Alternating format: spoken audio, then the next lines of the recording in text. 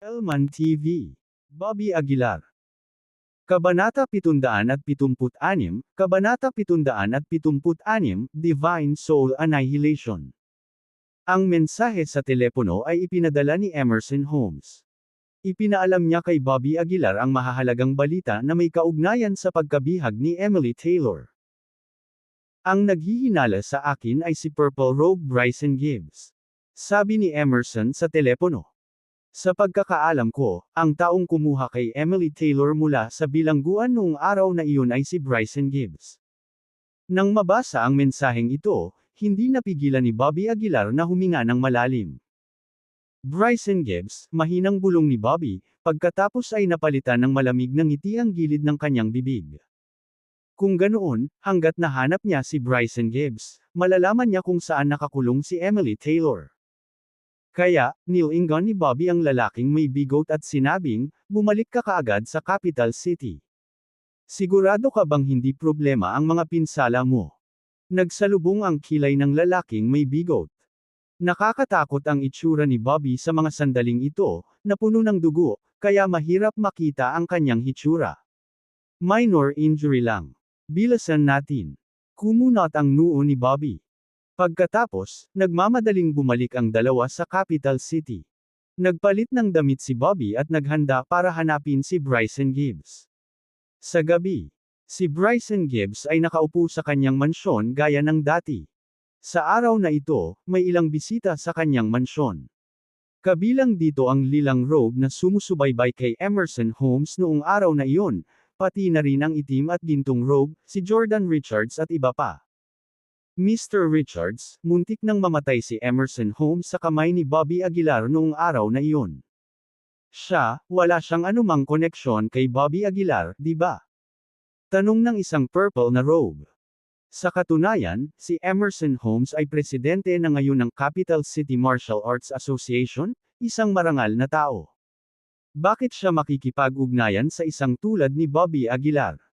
Sa sandaling ito, hindi napigilan ni Jordan Richards ang pag-igting ng kanyang mga ngipin, kapag gumaling si MS Hayward, tiyak na mamamatay si Bobby Aguilar. Kahit na si Emerson Holmes ay tanga, hindi siya makikipag-ugnay kay Bobby Aguilar. Bahagyang bumantong hininga si Bryson Gibbs at sinabing, kung may koneksyon ba siya kay Bobby Aguilar ay hindi mahalaga. Ang mahalaga ay kung paano siya mapipilit na bumaba sa pwesto. Habang binibigkas ang mga salitang ito, tumahimik ang silid.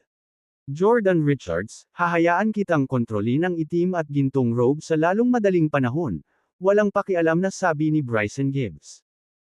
Hanggat kami, purple robe at black and gold robe, hindi sumasang-ayon kay Emerson Holmes, kailangan niyang bumaba sa pwesto. Bakas sa mukha ni Jordan Richards ang tuwa, at mabilis siyang tumango, salamat, Mr. Gibbs. Sinulyapan ni Bryson Gibbs ang lilang robe at sinabing, kapag ako ang naging pangulo, ang lilang robe ay pangungunahan mo. Sa oras na iyon, bukod sa mga nakatataas, ang buong Capital City Martial Arts Association ay nasa ilalim ng aming kontrol. Tuwang-tuwa ang damit na kulay ube at paulit-ulit siyang nagpasalamat. Maliwanag na alam ni Bryson Gibbs kung paano makuha ang puso ng mga tao. Si Emerson Holmes ay walang iba kundi isang kasangkapan para sa panlabas na komunikasyon, karapat-dapat ba siyang maging pangulo? Ngumisi si Bryson Gibbs. Talaga, bago namatay si Davy Barnett, ang posisyon niya ay mas mababa pa sa akin.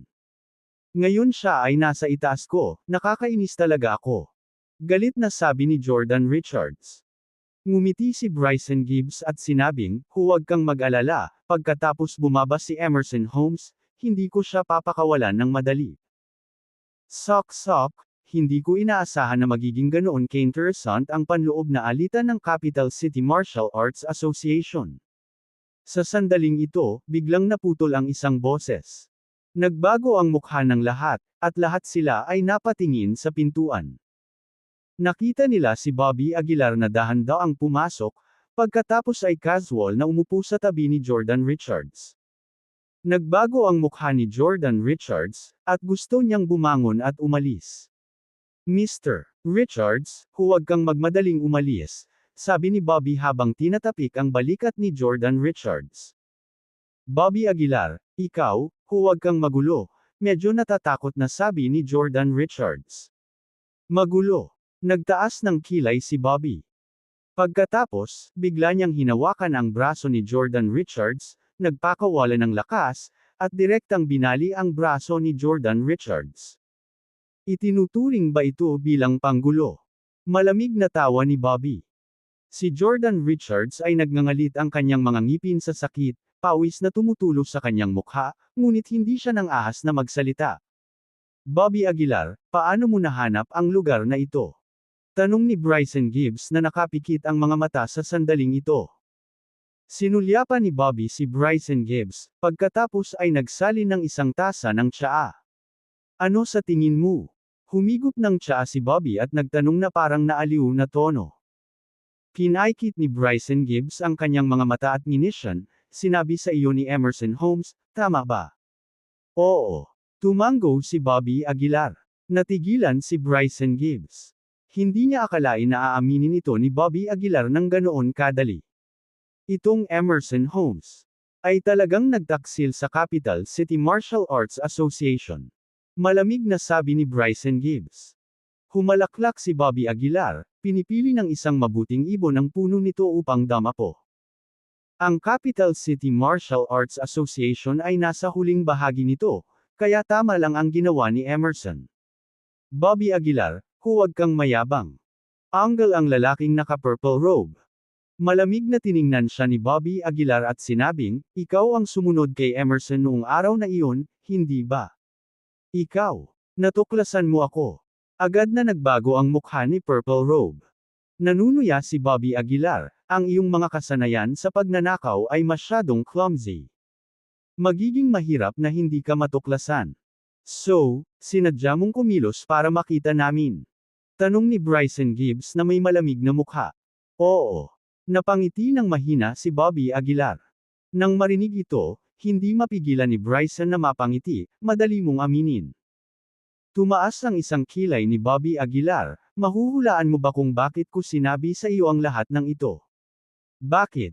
Tanong ni Bryson Gibbs. Dahil lahat kayo ay malapit ng mamatay, at ang mga patay ay maaaring magtago ng mga lihim magpakailanman. Walang pakialam na sabi ni Bobby Aguilar. Nang marinig ito, sumigaw ang purple na damit sa tabi ni Bryson, mayabang. Sa tingin mo ba ay hindi ka magagapi, walang nang ahas na banta tayo ng mga purple na damit. Pagkasabi nito, dirdiretso siyang humakbang patungo kay Bobby Aguilar. Nakita niyang namuo ang kanyang palad sa isang matalim na talam, diretsyong tumusok sa dibdib ni Bobby Aguilar. Hindi umiwas o nagtago si Bobby Aguilar, hinayaan ang talam na binago ng kanyang chiji na saksakin siya. Klang! Sa sandaling hinawakan siya ng talam, nabasag ito. At ang lilang robe ay napaatras ng ilang hakbang. Paano naging ganito? Malaki ang pinagbago ng mukha ni Purple Robe. Ngumisi si Bobby Aguilar, ang sikat na purple na robe, ito lang ba ang mayroon ka? Bago bumagsak ang kanyang mga salita, biglang nawala ang figure ni Bobby Aguilar. The next second, nasa harap na siya ng Purple Robe. Ang lilang robe ay nakakita lamang ng isang kislap ng gintong liwanag sa harap ng kanyang mga mata. Ang susunod na sandali, ang kanyang ulo at banal na pakiramdam ay durog. Patay sa isang suntok. Ang lilang robe ng Capital City Martial Arts Association ay walang kapangyarihan sa mukha ni Bobby Aguilar. Ito ay agad na nagpabago sa mukha ni Bryson Gibbs at Jordan Richards. Bobby Aguilar, wala itong kinalaman sa akin, wala akong narinig, nauutol na sabi ni Jordan Richards. Sinulyapan siya ni Bobby Aguilar at sinabing, Jordan Richards, nakalimutan ko na ang lahat tungkol sa iyo. Bakit kailangan mong makialam dito? Magsasalita pa lang si Jordan, bigla siyang sinampal ni Bobby Aguilar. Ang kanyang ulo at banal na kahulugan ay sumabog kaagad. Sunod-sunod na bumagsak ang tingin ni Bobby Aguilar kay Bryson Gibbs. Natigilan si Bryson Gibbs. Pinilit niyang manatiling kalmado at sinabing, Bobby Aguilar, ano ang sinusubukan mong gawin? Hindi pinansin ni Bobby Aguilar ang kanyang mga sinabi at nagtanong, ikaw ang kumuha kay Emily Taylor noong araw na iyon, tama ba? Nagbago ang mukha ni Bryson Gibbs, at dali-dali niyang ipinaliwanag, sinusunod ko lang ang utos mula sa itaas. Ikinaway ni Bobby Aguilar ang kanyang kamay at sinabing, bibigyan kita ng pagkakataon. Sabihin mo sa akin, saan mo dinala si Emily Taylor? Nag-alinlangan si Bryson Gibbs, pagkatapos ay pansamantalang nagtanong, kung sasabihin ko sa iyo. Mailigtas ba nito ang aking buhay? Hindi. Umiling si Bobby Aguilar. Malamig na sinabi ni Bryson Gibbs, kung gayon, bakit ko sasabihin sa iyo? Ngumiti si Bobby Aguilar at sinabing, dahil maaari kong iwanang buo ang iyong divine sense. Dapat mong malaman na kahit ang iyong divine sense ay masisira, ang iyong divine soul ay malilipol. Kabanata 777, Kabanata 777, Pagtungo sa Pavilion ng mga lihim sa langit. Malaki ang pagbabago sa mukha ni Bryson Gibbs. Subconsciously, sinulyapan niya ang dalawang tao sa tabi niya na naging tuyong buto na. Tumulo ang kanyang noo sa malamig na pawis. Damn it! Sa sandaling iyon, naglunsad ng pag-atake si Bryson. Kumikislap ang kamay niya, at tinuro niya ang noo ni Bobby Aguilar. Naihanda na si Bobby, malamig siyang ngumuso, saka matapang na ibinaba ang kamay. Isang sampal ang nagpalipad kay Bryson. Napakalakas ng sampal na halos mabali ang kalahati ng buto ng mukha ni Bryson. Bumagsak si Bryson sa lupa, lubos na napahiya. Ayoko pang mamatay, please spare me, natakot si Bryson. Sa harap ng nalalapit na kamatayan, inihayag ng lahat ang kanilang pinakamahina na panig. Mula sa mataas na posisyon, tumingin si Bobby kay Bryson at sinabing, sabihin mo sa akin, saan mo dinala si Emily Taylor? Nagmamadaling sinabi ni Bryson, sasabihin ko sa iyo ang lahat. Sinabi sa akin ni MS Hayward na dalhin si Emily Taylor sa totoong martial arts room ng Capital City Martial Arts Association. Pagkatapos ko siyang ihatid, pinalayas nila kami. Wala akong ibang ideya, ang alam ko lang dinala siya sa totoong martial arts room. Kumunot ang noo ni Bobby, true martial arts room. Saan ba yun? Nagmamadaling ipinaliwanag ni Bryson, na sa loob ng isang mansyon sa Capital City Martial Arts Academy. Tanungin mo si Emerson Holmes, alam ni Emerson. Tiningnan ni Bobby si Bryson ng kritikal at sinabing, hindi ka nagsisinungaling sa akin, di ba? I swear, hindi talaga ako nagsinungaling sa'yo. Nagmamadaling paliwanag ni Bryson. Tumango si Bobby, pagkatapos ay lumiwanag ng husto ang kanyang palad, direktang nabasag ang banal na sentido ni Bryson. Dahil pinaghihinalaan niya si Emerson, walang paraan na hahayaan siyang mabuhay ni Bobby. Nang maglaon, gumamit si Bobby ng espiritual na apoy upang itapon ang mga katawan ng tatlong lalaki, pagkatapos ay nagmamadaling umalis. Bumalik siya sa Capital City Martial Arts Academy. Inilabas ni Bobby ang kanyang telepono at tinawagan si Emerson. Saan ang totoong martial arts room? Diretso sa punto si Bobby. Sagot ni Emerson, true martial arts room. Iyan ay isang kritikal na lugar sa Capital City Martial Arts Academy, hindi ko pa nakita. Natahimik sandali si Bobby, at sinabing, paano ako papasok? Isang mapait na ngiti ang ibinigay ni Emerson. Kahit ako ay hindi kwalipikadong makapasok. Huminga ng malalim si Bobby at tahimik na nag-isip, kailangan kong humanap ng pagkakataon para masilip. Pagkatapos ibaba ang tawag, kinakalkula ni Bobby ang oras. Isang araw na lang ang natitira mula sa panahong binanggit ng Pavilion Master. Kaya hindi nagmamadali si Bobby. Naghahanda na siyang lumabas kasama ang lalaking may bigot para bumili ng special magic artifact. Ang mga special magic artifact ay hindi karaniwan. Para makabili ng isa, natatakot ako na kailangan mong pumunta sa Pavilion of Heavenly Secrets, sabi ng lalaking may bigot. Pavilion of Heavenly Secrets. Nagsalubong ang kilay ni Bobby. Hindi nagtagal, nasaktan ni Bobby ang young master ng Pavilion of Heavenly Secrets, at ngayon ang pagpunta doon ay tiyak na magdudulot ng kaguluhan. Wala na bang ibang lugar na mabibili ko? Tanong ni Bobby. Umiling ang lalaking may bigot, mahirap ito maliban kung papalorin ka sa isang auction, ngunit walang mga auction na nagaganap kamakailan.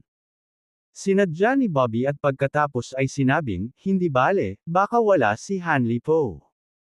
Kaya, umalis si Bobby sa Capital City Martial Arts Academy kasama ang lalaking may bigoat at tumungo sa Pavilion of Heavenly Secrets. Kahanga-hanga ang pasukan sa Pavilion of Heavenly Secrets. Ang tarangkahan ay hugis na may mga eskultura ng isang dragon at tigre sa labanan, at pagtingin sa loob, ito ay medyo madilim. Nakatayo sa pasukan, mararamdaman ng isa ang pang-aapi na nagmumula sa loob. Sa tuktok ng pintuan ay may malalaking karakter, Pavilion of Heavenly Secrets. Nandito tayo sa Pavilion of Heavenly Secrets, tahimik na sabi ni Bobby. Dinilaan ng may bigoat ang kanyang mga labi at sinabing, ang mga kayamanan dito ay hindi mabilang. Pabirong sinabi ni Bobby Aguilar, bakit hindi ka pumunta rito para mag-treasure hunt? Halika dito. Alam mo ba ang ibig sabihin ng treasure hunting? Ang ibig sabihin nito ay paghahanap ng mga bagay na hindi napapansin. Dito puno ng mga eksperto, wala akong makikitang nakatago dito, sabi ng lalaking may bigoat. Nang marinig ito, hindi napigilan ni Bobby Aguilar na matawa. Ilang luxury cars ang nakaparada sa entrance ng Pavilion of Heavenly Secrets. Nakuha ng isa sa kanila ang atensyon ni Bobby Aguilar. Ito ay isang Maybach na lisensyado ng Capital City, ang plato nito ay pamilyar kay Bobby Aguilar. Ang kotse ng pamilya Taylor. Nagtaas ng kilay si Bobby Aguilar. Habang nagsasalita siya, lumabas si Keelan Taylor mula sa Pavilion of Heavenly Secrets. Sinundan siya ng isang tao sa peak form of military marquee. Nang makita si Bobby Aguilar, natigilan si Keelan Taylor bago ngumisi, Bobby Aguilar. Long time no see. Ngumisi si Bobby Aguilar at sinabing, oo, akala ko patay ka na. Tinaas ni Taylor ang isang kilay, pagkatapos ay sarkastikong idinagdag, ano, hindi mo pa rin naliligtas si Emily Taylor. Kung hindi mo siya pinalabas sa lalong madaling panahon, malamang na maubos ang kanyang dugo. Nang marinig ito, biglang nagdilim ang mukha ni Bobby Aguilar, at sumabog ang isang mamamatay tao na espiritu. Naramdaman ng mamamatay tao na espiritong ito, walang malay na umatras si Keelan Taylor. Ang marquee na nakatayo sa tabi niya ay mabilis na sumulong at tumayo sa harap ni Keelan Taylor. Malamig na sinabi ni Bobby Aguilar, Keelan Taylor, pamangkin mo si Emily Taylor. Nahuli siya, ngunit sa halip na mag-alala, ipinagmamalaki mo ito. Ang iyong balat ay talagang makapal. Nang umabot na siya sa puntong ito, huminto si Bobby Aguilar at nagpatuloy sa pagsasabing, ngunit hindi na ako nakapagtataka, kung tutuusin, ang isang taong maaaring saktan ang kanyang sariling ama ay hindi rin magdadalawang isip na gawin ito sa kanyang pamangkin. Ang malamig na mukha ay tugon ni Keelan Taylor, Bobby Aguilar, huwag mong isipin dahil lang sa naabot mo ang isang bagay, wala akong magagawa tungkol sa iyo. Tandaan mo kung anong klaseng lipunan ang ating ginagalawan. Malamig na sagot ni Bobby Aguilar, Keelan Taylor, kung gusto kitang patayin, kahit na dalhin ang mga bodyguard mo ay walang maitutulong. Tila si Keelan Taylor ay nagsisimula ng makadama ng isang tiyak na antas ng panganib. Malamig siyang ngumuso saka agad na tumalikod at umalis. Habang pinagmamasdan ng papa-atris na figure ni Keelan Taylor, bahagyang naningkit ang mga mata ni Bobby Aguilar. Maaga o huli, babawiin ko ang pamilya Taylor para kay Mike Taylor, sabi ni Bobby Aguilar sa malamig na boses. Kasunod nito, si Bobby Aguilar at ang lalaking may bigoat ay pumasok sa Pavilion of Heavenly Secrets. Iba't ibang uri ng armas at mahiwagang artifact ang pumuno sa Pavilion of Heavenly Secrets. Ang ilan sa mga ito ay binili habang ang iba ay ginawa sa pamamagitan ng kamay, bawat isa ay hindi pangkaraniwang Katanji tangi. Sana hindi ko makilala ang Hanli Po na iyan, ungol ng lalaking may bigoat. Ngunit ang mga bagay ay madalas na nangyayari sa lungat sa mga kagustuhan. Sa hindi kalayuan, dumating si Hanli Po, mahigpit na nakahawak sa kanyang natitiklop na pamaypay. Magandang araw, young master, sabi ng mga nakapaligid na tao, yumuko ang kanilang mga katawan kay Hanli Po. Malas ito. Ang lalaking may bigoat ay hindi maiwasang magmura. Si Bobby Aguilar, na nagpapanggap na hindi nakikita si Hanli Po, ay tumabi sa kanyang ulo. Bobby Aguilar. Sa kabila nito, hindi pa rin siya nakatakas. Nagmamadaling pumunta si Hanli Po sa harapan ni Bobby Aguilar, at mapanuksong sinabi, "O mahal, hindi ba ito ang kilalang Bobby Aguilar? Bakit may isang taong kasing impluwensyang pumunta sa aking maliit na Pavilion of Heavenly Secrets?" Si Bobby Aguilar, matapos makitang hindi niya ito maiiwasan, ay tumugon ng nakangiti, "Mr. Po, nagkita tayong muli." Sarcastic na sagot ni Hanli Po, "Talaga, last time na ninakaw mo ang kayamanan ko, remember? Hindi ko pa rin ito nakakalimutan. Dala mo ba ang lang na iyon?" Napataas ang kilay ni Hanli Po at nagtanong. Bahagyang kumunat ang noo ni Bobby Aguilar ngunit hindi sumagot. Sa sandaling ito, ilang tao na ang dumating sa tabi ni Hanli Po, pinalibutan si Bobby Aguilar at ang lalaking may bigot. "Sa totoo lang, interesado ako sa lang na iyon," walang pakialam na sabi ni Hanli Po. "Kung handa kang ibigay ang lang na iyon, marahil ay maaari tayong magligtas ng pambubugbog." Kabanata 778, Kabanata 778, Panik sa Pavilion ng Langit na mga lihim sa Lungguhit 1. Ito ang teritoryo ni Hanli Po, kung saan lahat ay nasa kanyang beck and call. Ang lakas ng Pavilion of Heavenly Secrets ay halatang mas malakas kaysa sa inaakala. Malamig na tiningnan ni Bobby Aguilar si Hanli Po at sinabing, "Nandito kami para bumili ng isang bagay, at gusto mo kaming pagnakawan. Sino ang maglalakas loob na pumunta sa Pavilion of Heavenly Secrets sa hinaharap?" Ngunit ngini siya ni Hanli Po, "Bobby Aguilar, hindi ba sa tingin mo ang ating Pavilion of Heavenly Secrets ay umaasa sa pagbebenta ng mga bagay para kumita? Umaasa ba ang iyong Divine Alchemist Pavilion sa pagbebenta ng gamot para kumita?" "Ay, Mr. Hanli, nagkamali ako ng ulam na yan. Fake talaga yan, at tinapon ko na." Nagmamadaling pumasok ang lalaking may bigot para mamagitan. Ngumisi si Hanli Po, "Sa tingin mo ba ako ay isang tanga? Tumigil ka na sa pagsasalita at ibigay ang mga paninda, o ililigtas ko ang iyong buhay."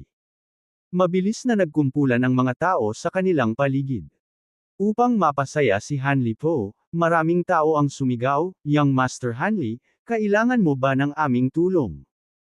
Sa isang sulyap, 12-dosenang tao sa buong Pavilion of Heavenly Secrets ang nakatayo sa gilid ni Hanli Po. Nang makita ito, lalong naging mayabang si Hanli Po. Mahina niyang sinabi, "Bobby Aguilar, sa isang salita lang mula sa akin, maaari kitang patayin dito." Bobby Aguilar. Nang marinig ang pangalang ito, nagbago ang mga mukha ng mga tao sa kanilang paligid. Ang ilan ay naisip ang umatras, sunod-sunod na umatras. Malamig na tiningnan ni Bobby Aguilar si Hanli Po at sinabing, "Para sa iyong kapakanan, tatawagan kitang Young Master Hanli, ngunit kung wala ito, wala ka." Bobby Aguilar, ito ang Pavilion ng mga lihim sa langit. Ang lalaking may bigot ay nabalisa at marahang hinayla ang braso ni Bobby Aguilar.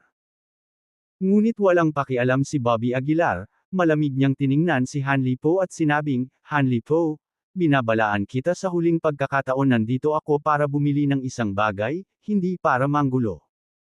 Gayunpaman, ang mukha ni Hanli Po ay naging malamig at sinabi niya, "Ginagalit mo na ako, Bobby Aguilar. Natatakot akong hindi matapos ang bagay na ito ngayon." Pagkasabi nun, napaatras si Hanli Po. Mahigit 10 tao ang agad na naglakad patungo kay Bobby Aguilar. Lalong nanlamig ang mukha ni Bobby Aguilar at pumutok ang kanyang aura. "Atake!" Galit na sigaw ni Hanli Po. Sa utos niya, may sumugod agad kay Bobby Aguilar. Hindi nagatubili si Bobby Aguilar, iwinagayway niya ang kanyang kamay, at isang pagsabog ng gintong liwanag ang bumaril. Sa isang sampal, pinalipad niya ang umaatake. Ang mga mukha ng ibang tao ay lubhang nagbago nang makita ito. Isang sampal ang nagpalipad ng midterm military marquee. "Anong uri ng kapangyarihan ito? Kunin mo siya. Magsama kayo." Sigaw ni Hanli Po sa galit at pagkadismaya. Ang grupo ng mga tao ay nagngangalit ang kanilang mga ngipin at sumugod kay Bobby Aguilar. Sa isang iglap, iba't ibang mga diskarte ang sumabog na may nakasisilaw na liwanag. Hindi mabilang na mga pag-atake ang itinuro kay Bobby Aguilar, ang kanilang mga sandata na iniregalo ng Pavilion of Heavenly Secrets na naglalayon sa kanyang mahahalagang punto.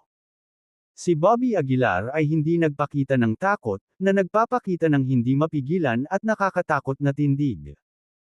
Ang kanyang mga galaw ay simple at makapangyarihan, na nagtatampok lamang ng kanyang walang kapantay na mga kamao. Ang kamao na ito ay nagdala ng isang hindi magagapi na lakas, at sa isang suntok, nahulog ang isang kaaway. Nilabanan ni Bobby Aguilar ang isa laban sa 10 ng hindi nahuhulog, at tulad ng isang katawan na bakal, pinalipad niya ang ilang tao pabalik.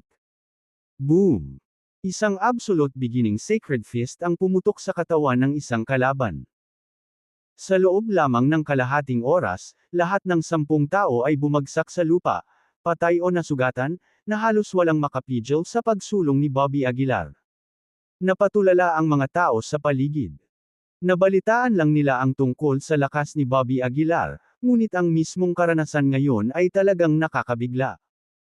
Namula ang mukha ni Hanli Po sa galit, at sumigaw siya, isang bangkos ng basura. Isang bangkos ng basura. Pagkatapos sabihin iyon, sinaman niya ng tingin si Bobby Aguilar at sumigaw, Bobby Aguilar, huwag kang masyadong mayabang. Kung hindi dahil sa wala ang tatay ko, paano ka magiging talamak? Binigyan ni Bobby Aguilar ng malamig na tingin si Hanli Po, at biglang sinampal ang mukha ni Hanli Po. Bagamat hindi mahina ang lakas ni Hanli Po, namutla siya kung ikukumpara kay Bobby Aguilar. Ang sampal ni Bobby Aguilar ay nagpantang sa ulo ni Hanli Po, at ang mga bituin ay sumabog sa kanyang mga mata. Ikaw! Ang lakas ng loob mong saktan ako! Galit na galit si Hanli Po. Malamig na sinabi ni Bobby, bastos kang bata, bibigyan kita ng libreng edukasyon sa ngalan ng iyong ama ngayon. Pagkasabi nun, sinampal ulit ni Bobby ang mukha ni Hanli. Ang sampal na ito ay puno ng lakas, na nagpalipad kay Hanli. Walang sinuman sa paligid nila ang nang-ahas na huminga, lalo pat gumawa ng ingay. Bobby Aguilar, ikaw, tapos ka na. Kinagat ni Hanli ang kanyang mga ngipin at sinabi. Hindi na nag-abalang pansinin ni Bobby si Hanli. Dumiretso siya sa isang bakal na plataporma at sinimulan nitong suriing mabuti. Sa platform ay maraming mahiwagang artifact at armas, lahat ay mukhang napakaganda. Ang ilang mga artifact ay tila hindi pa naproseso, natatakpan ng mga kalawang, ngunit nadama pa rin ang kakaiba. Casual na kinuha ni Bobby ang isang malasingsing na special magic artifact at inilagay ito sa kanyang daliri. Pinaplano kong bumili ng special magic artifact, ngunit hindi ako nasisiyahan sa iyong ugali. Kukunin ko ang isang ito bilang paghingi ng tawad mula sa iyong Pavilion of Heavenly Secrets, inisyon ni Bobby. Si Hanli Po ay galit at walang magawa. Bobby Aguilar, tapos ka na, tapos ka na. Napaupo na lang si Hanli sa lupa at nailabas ang galit. Pagkatapos kunin ang special magic artifact, tumalikod si Bobby at umalis sa Pavilion of Heavenly Secrets. Pagkalabas ng pangunahing pasukan ng pavilion, ang lalaking may bigot ay bamulong, talagang matapang ka, ninakawan ang pavilion ng mga lihim sa langit. Ngumuso si Bobby, sinubukan niya akong salakayin. Hindi ba dapat may presyo? Itong special magic artifact ang presyo. Iniwan ang pangungusap na ito, dinala ni Bobby ang lalaking may bigot pabalik sa Martial Arts Academy. Pagkatapos, inilagay niya ang kapangyarihan ng paglikha, ang kabaong, at iba pang mga bagay sa loob ng special magic artifact. Ang larawang ito ay malamang na ma-target, naisip ni Bobby sa kanyang sarili. Ang video ng pakikipaglaban niya kay Broderick ay lumabas na, at sa gitna ng malawak na mundo, tiyak na may mga taong nakakilala sa halaga nito. At ang mga makakakilala sa bagay ay walang alinlangan na magkakaroon ng malaking lakas. Ayos lang. Nag-aalala ako na wala akong gininto ang core, lihim na naisip ni Bobby. Kinakalkula ang oras, dapat silang umalis bukas. Si Bobby at ang lalaking may bigot ay nagtungo sa airport ng gabing iyon. Sa kabilang banda, sa Pavilion of Heavenly Secrets. Pagsapit ng takip silim, pagkabalik ni Mallory Po, ang pinuno ng pavilion ng mga lihim ng langit, tumakbo si Hanli Po at umiiyak. Thai, may pumasok sa Pavilion of Heavenly Secrets at nanakit sa ating mga tao. Sinampal ako ng 2 beses sa mukha. Itinuro ni Hanli ang kanyang mukha, mukhang nalulungkot. Sinulyapan ni Mallory Po si Hanli at nagtanong, ano ang pinasok mo ngayon? Hindi ko kasalanan. Ang yabang ni Bobby Aguilar. Hindi niya sineseryoso ang ating Pavilion of Heavenly Secrets at gustong nakawin ang mga gamit natin. Galit na sabi ni Hanli. Halatang hindi naniniwala sa kanya si Mallory Po. Nagsalin siya ng isang tasa ng tsaa at mahinahong sinabi, kung hindi mo sasabihin sa akin ang totoo, hindi kita tutulungan. Nang makita ito, walang pagpipilian si Hanli kundi ipaliwanag ang buong pangyayari ng may pag-aatubili. Matapos pakinggan ang kwento, hindi napigilan ni Mallory Po na mapaungol, wala kang gaanong kakayahan, gusto mo pang manakawan ng iba. Deserve mo. Thai, hindi ko kasalanan. Kahit si Dominic Taylor ay maaaring hindi kapareha ng Bobby Aguilar na iyon, hayaan mo na ako. Mahinang ungol ni Hanli. Sumulyap si Mallory Po kay Hanli at iniba ang usapan, malamig na ngumuso, kaya naglakas loob siyang salakayin ang mga tao sa aking Pavilion of Heavenly Secrets. Hindi niya ako sineseryoso. Oo, oo, oo. At ang Bobby Aguilar na iyon ay nagnakaw ng special magic artifact mula sa aming iron platform. Nagmamadaling sabi ni Hanli. Sa mga salitang ito, nagbago agad ang mukha ni Mallory Po. Mabilis niyang tinanong si Hanli, aling special magic artifact? Yung nasa bakal na plataporma. Ang singsing. Tahimik na ungol ni Hanli. Ikaw, sinasabi mo bang inalis niya ang singsing na iyon? Namutla ang mukha ni Mallory Po, parang nagdadalamati. Kabanata 779, Kabanata 779, Paghahanap para sa kapangyarihan ng Martial Saint sa Lungguhit 1. Oo, sirang singsing lang, bakit ka kinakabahan? Mahinang ungol ni Hanli Po. Nagngangalit si Mallory Po at sinampal sa mukha si Hanli. Sirang singsing. May ideya ka ba kung anong sekreto ang nakatago sa loob ng special magic artifact na iyon? Ikaw bastard. Mallory Po said through gritted teeth. Hindi mabilang na pagsisikap ang aking ginugol para makuha ang singsing na iyon, at ngayon ito ay ninakaw dahil sa iyo. Tinakpan ni Hanli ang kanyang mukha at bamulong, well, hindi mo ba ito maibabalik? Maglalakas loob ba si Bobby Aguilar na saktan ang ating Pavilion of Heavenly Secrets? Kung natatakot siya sa ating Pavilion of Heavenly Secrets, hindi kanya sinaktan, walang kwentang tanga. Malamig na sabi ni Mallory Po. Hayaan mong sabihin ko sa iyo, kapag hindi mo mahanap ang singsing na iyon, babaliin ko ang iyong mga binti. Sa sandaling ito, napagtanto din ni Hanli na may mali. Bamulong siya, tatay, ano?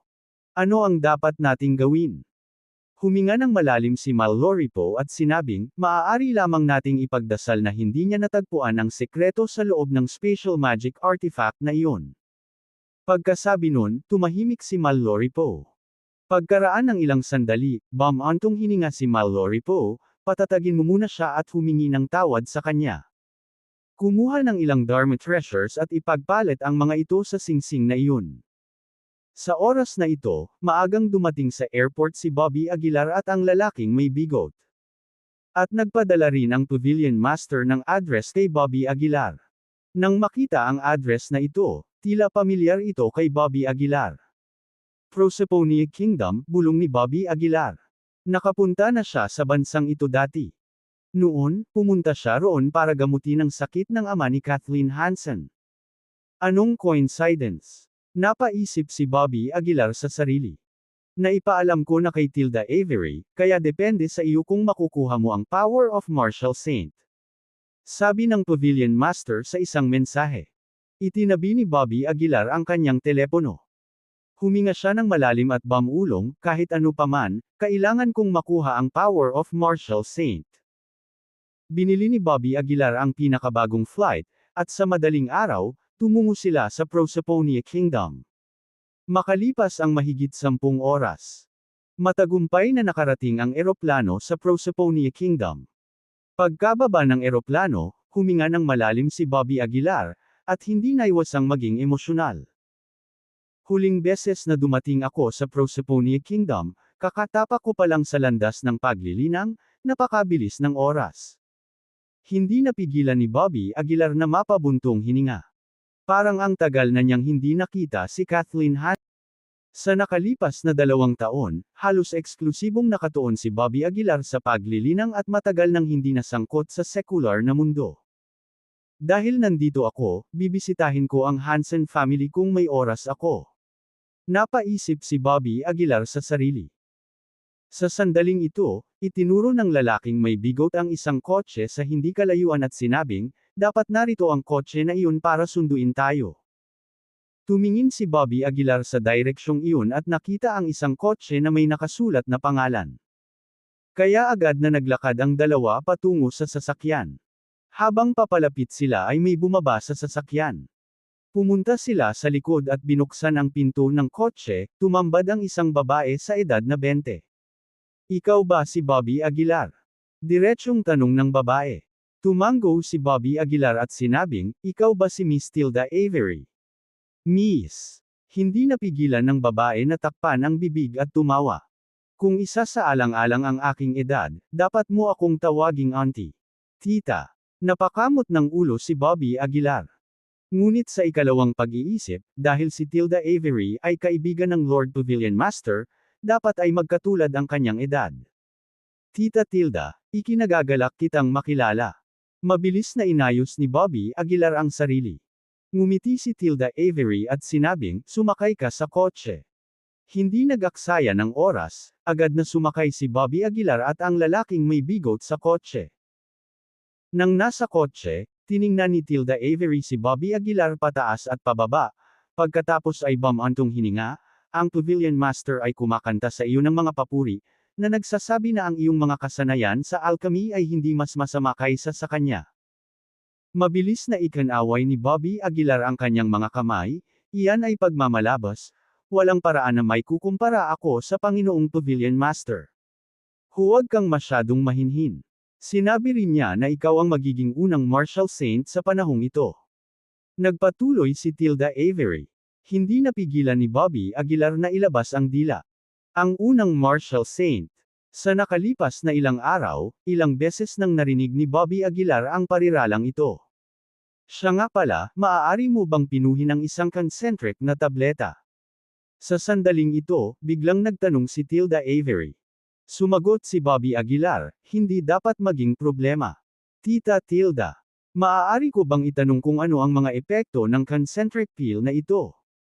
Nang marinig ang kanyang mga salita, isang pag-aalinlangan ang sumilay sa mukha ni Tilda Avery. Ipinaliwanag ni Bobby Aguilar, nagmamadali ako, kaya wala akong oras para maghanda, pero siguraduhin mo, dahil nandito ako, tiyak na bibigyan kita ng kasiyasyang sagot. Nang makita iyon, tumango si Tilda Avery at sinabing, ilang taon na ang nakalilipas, nalason ang aking ama. Ang laso na ito ay lubhang kakaiba, at sinasabing ang mga concentric na pildores lamang ang makakapagpagaling nito. Sa paglipas ng mga taon, sinubukan namin ang maraming mga pamamaraan, ngunit lahat ay nabigo, kaya't inilagay namin ang aming pag-asa sa concentric na tableta. Detoxification. Tahimik na tumango si Bobby Aguilar. Ang detoxification ay hindi dapat maging mahirap sa ilalim ng normal na mga pangyayari. Gayunpaman, dahil sa mga kakayahan ng pamilya Avery, tiyak na sinubukan nila ang mga ordinaryong table tasks. Dahil sila ay hindi epektibo, iyon ay sapat na upang ipakita na ang lason ay hindi karaniwan. How about it, may problema ba? Tanong ni Tilda Avery. Mabilis na tumango si Bobby Aguilar at sinabing, walang problema. Sa puntong ito, biglang naisip ni Bobby Aguilar ang usapin ng power of martial saint. Kaya't sinabi niya, Tita Tilda, sana ay hindi mo pansinin ang aking pagtatanong, ngunit narinig ko na ang iyong pamilya Avery ay may kapangyarihan ng martial saint. Totoo ba iyon? Hindi umiwas si Tilda Avery sa tanong. Ngumiti siya at sinabing, oo, dahil mayroon tayong kapangyarihan ng martial saint kaya ang ating pamilya Avery ay maaaring tumayong matatag sa Proserpine Kingdom. Kung hindi, natatakot ako na matagal na tayong nilamon. Kumunot ang noo ni Bobby Aguilar, sa sinabi mo. Delikado ba ang Proserpine Kingdom? Oo. Tumango si Tilda Avery. Ang lugar ng Proserpine Kingdom ay hindi malaki, at ito ay may mahinang pamamahala, kaya maraming mga organisasyon ang nakaistasyon dito. Paliwanag ni Tilda Avery. Nagtaka si Bobby Aguilar, kung napakadelikado, bakit ka pumunta sa Proserpine Kingdom? Bakit hindi ka nanatili sa Pyro? Bahagyang nagbago ang mukha ni Tilda Avery, at pagkatapos ay same time niyang sinabi, mayroon kaming mga kaaway. Wala kaming pagpipilian kundi pumunta sa Proserpine Kingdom, kung hindi, sino ang gustong umalis sa kanilang tinubuang bayan? Sa anumang kaso, huwag magtanong tungkol sa mga bagay na hindi mo dapat. Nang makita ang hindi nasisiyahang tono ni Tilda Avery, hindi na nagtanong pa si Bobby Aguilar. Bumilis ang sasakyan sa daan, at hindi nagtagal ay nakarating sa tirahan ng pamilya Avery. Tulad ng Hansen family noon, ang pamilya Avery ay mayroon ding manor, at ang manor na ito ay mas kahanga-hanga at maluwang kaysa sa Hansens. Ang buong hangganan ay itinayo na may mga pader ng lungsod, halos parang isang maliit na lungsod. Pagdating sa pamilya Avery, inayos ni Tilda Avery ang isang silid para kay Bobby Aguilar. Maaari kang manatili dito sa ngayon, at aabisuhan kita kapag kailangan ka namin, sabi ni Tilda Avery. Tumango si Bobby Aguilar at sinabing, Tita Tilda, ang oras ay mahalaga, sana ay magawa mo ito sa lalong madaling panahon. Para kay Bobby Aguilar, ang oras ay lubhang apurahan. Gaya ng sinabi ni Killen Taylor, bawat minutong sinasayang ni Bobby Aguilar, lalo pang magdurusa si Emily Taylor. Kabanata 780, Kabanata 780, Pag-agaw sa formula sa lungguhit 1. Nang marinig ang mga salita ni Bobby, mahinang ngumiti si Tilda at sinabing, may mga bagay na hindi maaaring minamadali. Nang matapos, tumingin si Tilda sa pinto at sinabing, kung mayroon kang anumang mga issue, maaari mong ipaalam sa mga tao sa labas. Tumango lang si Bobby. Pagkaalis ni Tilda, dito pansamantalang tumira sina Bobby at ang lalaking may bigot. Inilabas niya ang kanyang banal na kahulugan, na sumasakop sa lugar at natagpuan ang maraming martial artist sa pamilya Avery. Gayunpaman, ang mga martial artist na ito ay hindi lahat top-notch. Sa halip, marami ang may mababang lakas. Halimbawa, ang mga grandmaster at maging ang mga masters. Bakit magkakaroon ng master level na tao ang pamilya Avery? Hindi mapigilan ni Bobby na sumimangot. Ang agwat ng lakas sa pamilya Avery ay medyo makabuluhan, hindi lamang si Marky kundi pati na rin ang mga masters. Ito ay sadyang hindi makatwiran. Ang isang pamilyang may Marky ay hindi kailanman sineseryoso ang isang guro. Siyempre, hindi masyadong inisip ni Bobby dahil baka may mga henyo din ang Master Realm. Sa isang kisap mata, gabi na. Gayunpaman, walang paggalaw mula sa pamilya Avery, pabayaan ang sinumang nag-abiso kay Bobby. Hindi nito maiwasang bahagyang mabalisa si Bobby. Tumayo siya at pumunta sa pinto, magalang na tinanong ang tao sa labas, nandito na ba si Mrs. Avery? Hindi, walang ekspresyon na sabi ng lalaki. Si Bobby, na naguguluhan, ay nagsabi, naparito ako upang pinuhin ang mga tabletas para sa pamilya Avery, kaya bakit walang anumang balita mula sa kanila? Sumulyap ang lalaki kay Bobby at ngumisi, ang nagpipino para sa pamilya Avery ay hindi lang ikaw. Mas mabuting maghintay ka ng matyaga. Saka lang naintindihan ni Bobby. Hindi lang pala siya ang inimbitahan ng pamilya Avery.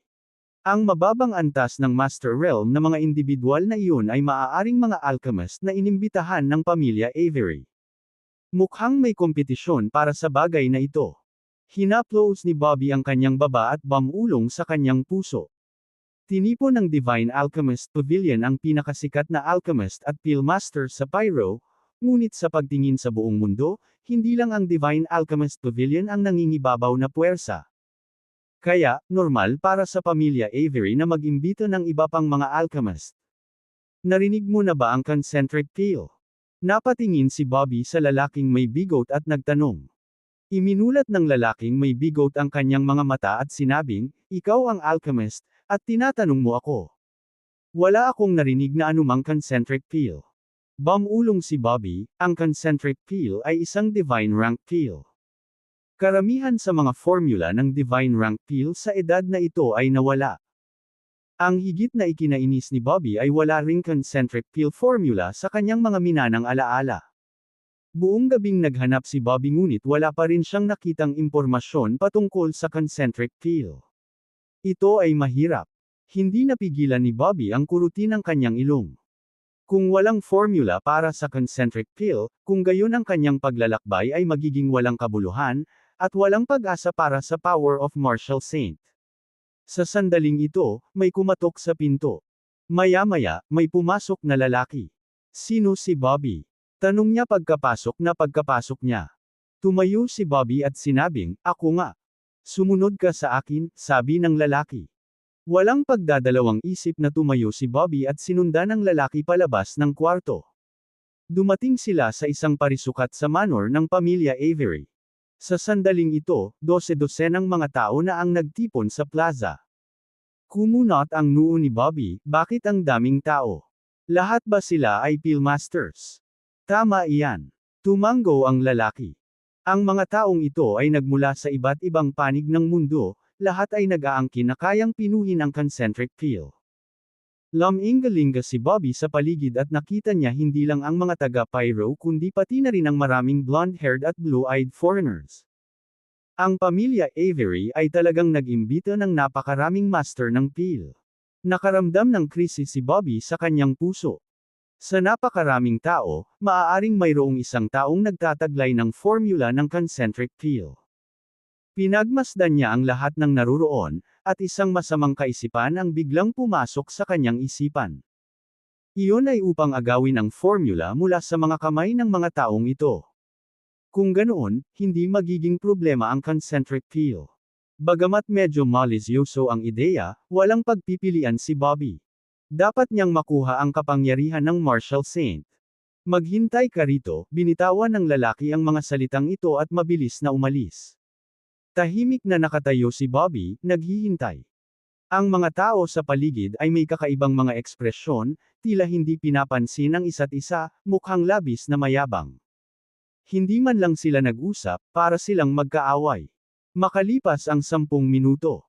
Bumungad sa kanila si Tilda at ang kanyang dalawang kapatid na sina Herman at Camden.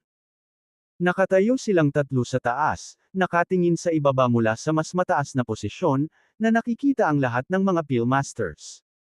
Salamat sa lahat ng dumating mula sa malayo, wika ni Herman. Agad na kailangan ng aking ama ng concentric peel. Ang sinumang makapagpino ng concentric peel ay mabibigyan ng gantimpala. Sa puntong ito, itinaas ni Herman ang 3 daliri at sinabing, 3 araw lang ang ibinibigay ko sa iyo. Pagkaraan ng 3 araw, sana ay makaipon ka rito dala ang tableta. Kung tungkol sa mga halamang gamot, maaari mong makuha ang mga ito ng direkta mula sa imbakan ng gamot. Lahat ng naruroon ay yumuko bilang tugon, pakiusap, Mr. Avery. Tumango si Herman, na nagsasabing, huwag ka nang mag-aksaya ng oras. Magkita tayong muli dito sa loob ng 3 araw. Iniwan ang mga salitang ito, tumalikod at umalis ang 3 Avery. Tumingin si Bobby sa isang Peelmaster sa tabi niya at nagsimulang mag-usap, mayroon ka ba talagang concentric peel formula sa iyong mga kamay? Wala sa iyong negosyo. Pinandilatan ng Peelmaster si Bobby at tumalikod na para umalis. Naiwan namang nahihiya si Bobby. Maraming alchemist ang nagmamadaling pumunta sa medicine storage, ngunit hindi nagmamadali si Bobby.